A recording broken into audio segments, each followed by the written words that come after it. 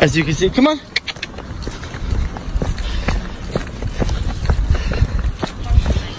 Come on, it's okay, come on.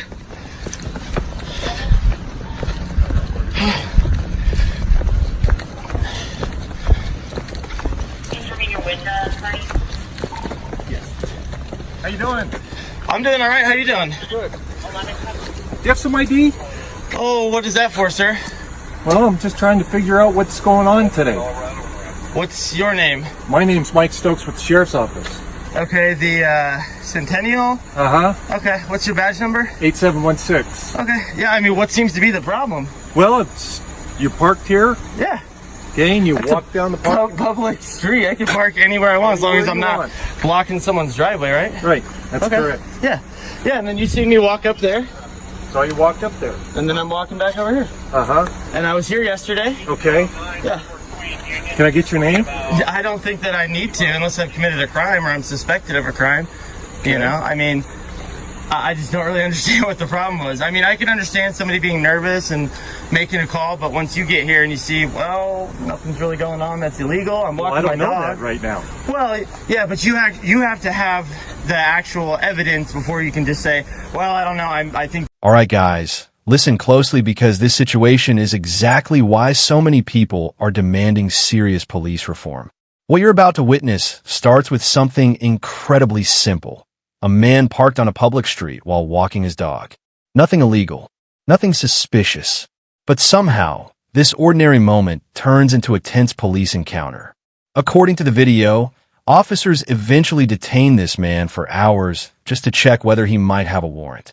Think about that for a second. No crime reported. No evidence of wrongdoing. Just curiosity and suspicion. As the camera rolls, the man notices a police officer following him around the neighborhood. Moments later, the officer approaches and immediately asks for identification. The man calmly asks a simple but powerful question. "What is that for, sir?" And that single question sparks a conversation that quickly turns into a serious debate about rights, authority, and the limits of police power. Yeah, that doesn't work like that. That's not how the law works, you know? Oh, can you tell me how the law works? Yeah, the law in Colorado states that I have to be under suspicion of a crime, either have committed one or I am about to. And you have to have reasonable suspicion that I am about to or have or something of that nature. Me parking on the side of the street, walking my dog, you've seen me talking to a neighbor over there. Nothing about that is illegal. Absolutely not. Okay. You're Sit. also obligated by law to provide identification when asked by law. Oh, yeah, no, actually, so I have I don't think you understand how much of this I know or have been in. Oh, I'm sure I do. Okay, so the thing is that yes, by law, I am required to identify if there is suspicion of another crime. So yes, sir, listen, failure to, hey, no, it's just a guy, don't worry. Failure to ID is a secondary charge, meaning, hey, look, I just did this crime. Now you come up and say, I need your information. You're being charged with such and such a crime. I must identify myself at that point. And if I do not identify myself, at that point, I would get the secondary charge of failure to identify because I am lawfully arrested or being charged lawfully with a crime. At this point, that's not the case. I'm not being charged with the crime. I'm not even under suspicion of a crime. Suspicious act. Now, things begin to heat up. The officer continues asking for the man's name. But the citizen doesn't just blindly comply. Instead, he calmly explains something that many people watching may not realize. Under the law, police must usually have reasonable suspicion of a crime before demanding identification. The man points out that he was simply parked legally and walking down a public street. He wasn't trespassing, he wasn't harassing anyone, and he certainly wasn't committing any crime. Yet the officer continues pressing him for identification. That's when the citizen begins explaining the legal concept of failure to identify. He says it's a secondary charge that only applies after someone is already lawfully arrested or cited for another offense. Without a crime, he argues, there's no legal obligation to provide ID. The conversation slowly transforms from a casual encounter into a tense legal standoff. Activity in itself, which if that's what you're trying to call this, is not a crime. You know, I mean, I can understand, like I said. Did I say that you've committed a crime? Well, no, but you're asking for my ID saying that I am obligated. You said that I'm obligated, which is not correct. Okay. Well, you're obligated to identify yourself. Yeah, once I've been charged with the crime, sir. Yeah. That is how it works. I mean, if you'd like, and you want to take this any further, I'd request that you get a supervisor, please. And then we can go from there. Do you want to do that? Well, I mean, if you're going to leave and just leave me alone, obviously seeing that there's no crime, then no, have a great day type of thing. But if it is going to be something where you're going to try and take this any steps further, or you're going to lie to me and say that I'm obligated to identify myself, at that point I would like that you get a supervisor, please. Adam 31. So you're going to take this farther? No problem. No problem. And if you're lying to me, you're allowed to lie to me. That's very true. Hey guys, thanks for hopping in here. I'm live. I'm actually at work right now. I'm here with Officer Stokes. He's been professional at this point, but they have another unit en route. Hey, what's up, Taylin? Yeah, so I'm actually at work right now. I'm being stopped. They said that suspicious activity. All right, guys. Now the situation takes another turn. The man remains calm, but clearly frustrated as the officer continues, insisting he must identify himself. At this point, the citizen requests a supervisor. He makes it very clear, if the officer intends to push this encounter further, he wants someone higher up the chain of command to step in. Instead of simply leaving after confirming there's no crime, the officer calls for backup. And suddenly, what started as one officer questioning a man on the street begins escalating fast.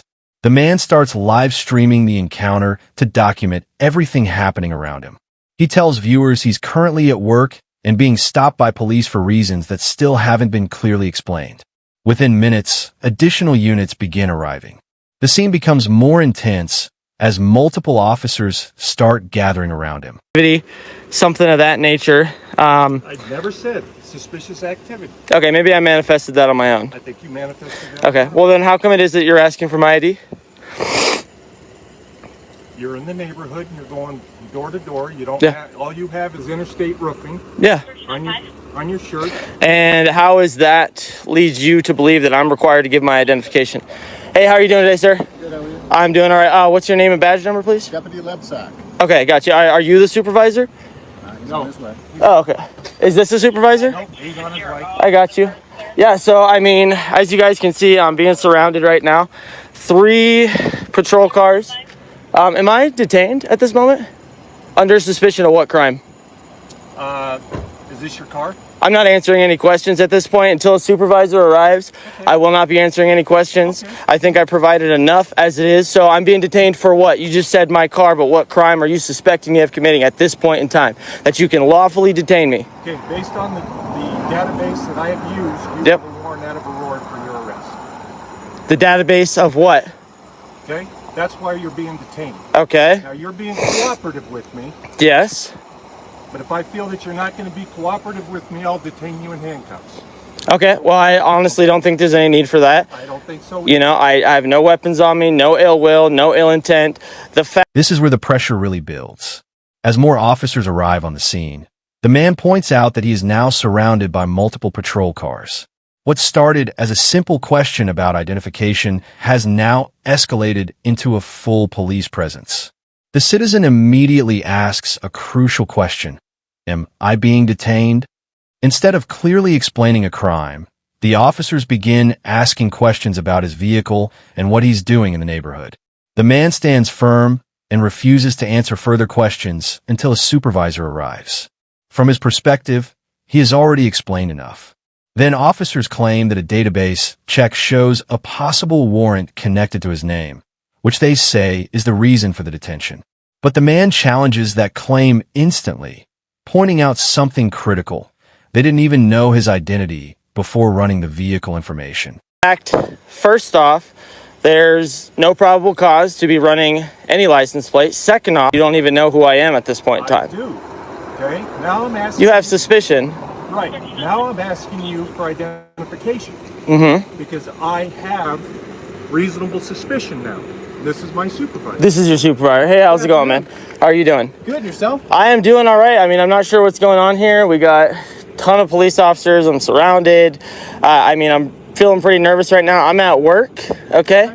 I'm using this vehicle for work, and this officer, for some reason, feels that he has reasonable suspicion to be running plates around here or thinking about other stuff. I've committed no crime. Public roadway, so yes. Yeah, well, no, you actually have to have some sort of suspicion to actually be able to run it and go through that. It's on a public roadway. Yeah. Okay. So what is? Identification, because that's what he's requesting. Yeah, I know, but there has been no crime at this point, so I'm not gonna give identification. Suspicious person walking around the neighborhood. Is not a crime. Suspicion in itself is not a And crime. he is contacting you. He Yeah. has reasonable suspicion to contact you. No, that's the problem. He doesn't. What is the reason? Reasonable suspicion to What is a reasonable suspicion, sir? that you're walking around this neighborhood Yeah. and you say you're at work, so you need to prove to us in some way that you're. No. See, that's actually the problem. You guys have to prove that I have done something wrong. Innocent until Okay. proven I guilty, understand right? you're filming me. I don't really care. Yeah, I'm just filming for my protection, just as the other officers are filming for their protection. He Yeah. asked you for identification. Yeah. If you don't relinquish that identification, it could be an additional charge. No, see, that's From a what I understand- secondary charge, From what I understand sir. is you have a possible warrant for your arrest. So That we is need besides to the point at prove this that point or not because prove that. no. See, you guys have to prove that I